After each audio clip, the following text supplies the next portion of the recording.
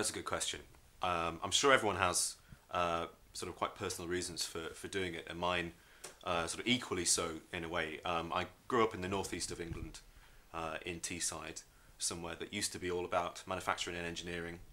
It's had huge decline in its manufacturing base, huge decline in the number of jobs available for people. And it's an area where everybody who goes on to further education tends to leave and not come back, and it's an incredibly depressing thing. There's a sort of just lack of opportunity and aspiration.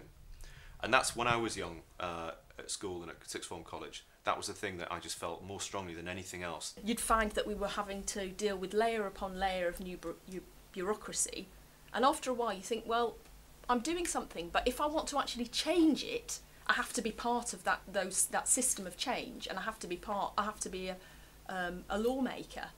I don't have an option to become a judge really, so becoming a politician was a thing. And the thing I love about politics is that you can meet people and you have access to hear their stories, just learn about their lives, and if you can, try and help them and effect change in some way.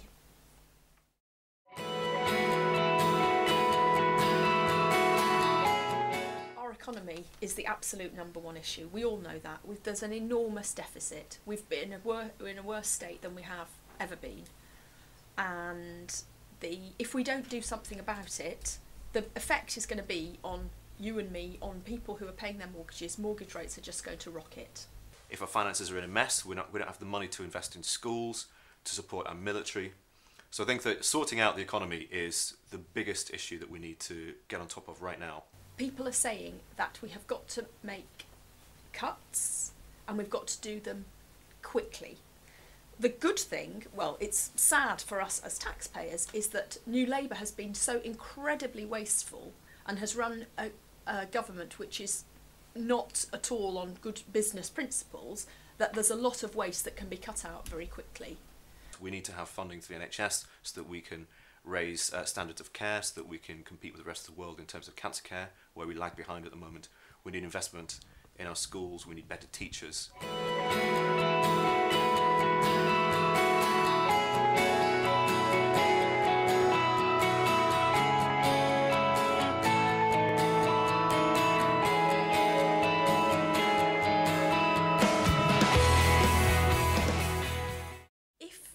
Everybody worries about going into hospital. It's not a nice situation because your health is at risk and you're very vulnerable.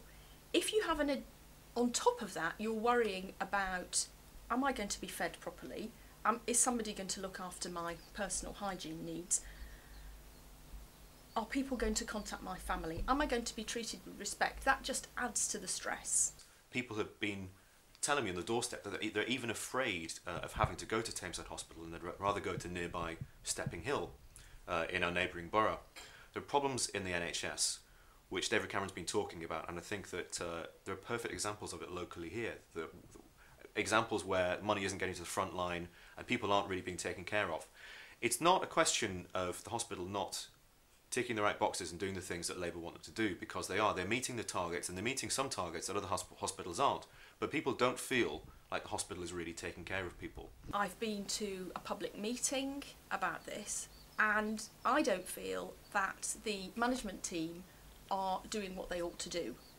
That meeting, there was a lot of obfuscation, there was a lot of sort of trying to blind people with science, almost bore everybody at the meeting with, oh, well, we do this because, and we do that because, and lots of box ticking. And that's what you find all over the NHS, and really over a lot of public services. It's as long as we tick the box, and then we can put somebody and shunt them off to somebody else, then it's all fine. But like we've just said, going into hospital is a very stressful experience, and it needs to have at least part of the stress taken away. The mortality rates are completely unacceptable, and they need to be brought down.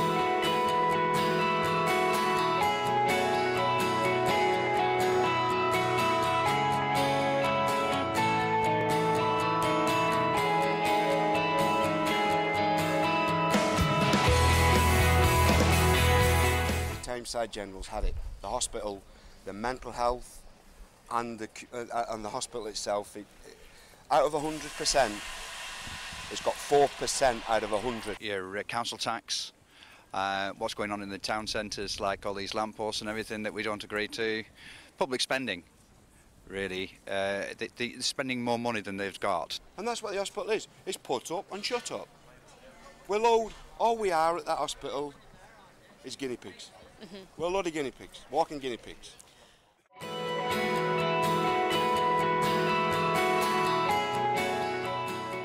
And this is a hidden issue because you have people who are full-time, long-term unemployed, but you also have people who have had to take pay cuts and reduce their hours, and you have a lot of young people who are out of work or not in education or training, but they're not claiming any benefits because it's their parents or other relatives who are looking after them.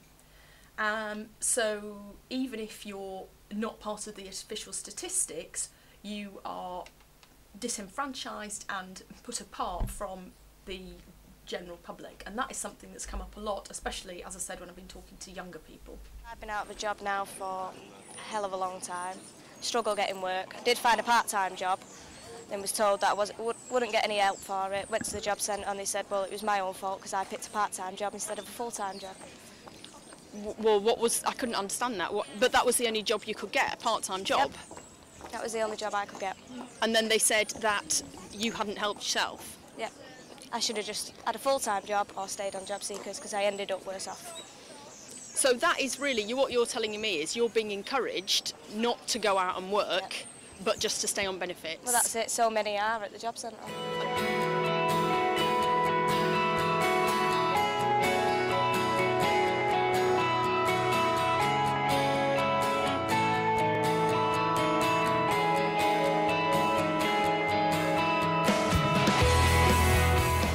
Stadybridge and Hyde needs a change like the whole country needs a change from Labour.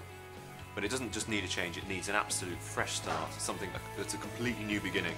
I think I'll be the best Member of Parliament because I'm part of the best team. David Cameron has shown himself to be a fantastic leader. He can make good decisions and he always has the interests of the country at heart.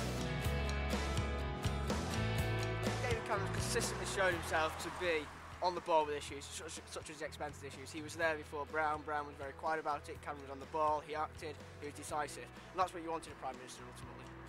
In all my encounters with him, he's an incredibly passionate man. He is incredibly straightforward. He knows the problems facing our country, and he's absolutely got the mettle to face the problems, to make the difficult decisions that need to be made on the deficit, on the health service, and supporting families.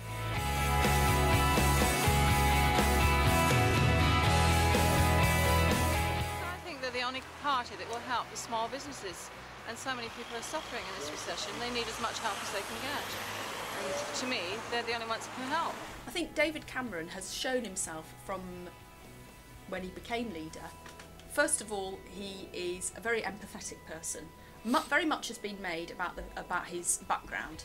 But I think for people who've met him, and if you see him in interviews, he is somebody who just engages. Give Mr Cameron a good shot. Mr Cameron is like me, he's a cyclist.